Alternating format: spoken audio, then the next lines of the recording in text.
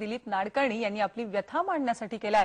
या गाण्याचे बोल बदलून त्यांनी त्यात वांद्र्याच्या रस्त्यांची दशा शब्दबद्ध केली आहे। तेव्हा लंच टाइम मध्ये ब्रेकवर जाता जाता पाहूया हेच खड्डा सॉन्ग।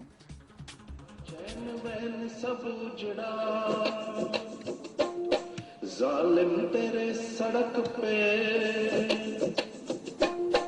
मेरा चैन वैन सब उजड़ा, जालिम तेरे सड़क पे बर्बाद हो रही गाड़ी,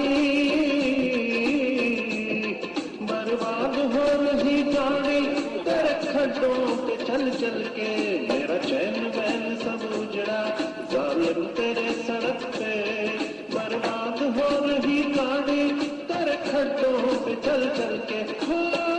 तेरी ये ब्यूटी ना छूटे तू जाग जा, तेरी ये ब्यूटी ना छूटे तू जाग जा। बैंडरा रे बैंडरा रे बैंडरा दे मेरे प्यारे प्यारे बैंडरा, मेरे बैंडरा मेरे बैंडरा मेरे प्यारे प्यारे बैंडरा, बैंडरा रे बैंडरा रे मेरे प्यारे प्यारे बैंडरा।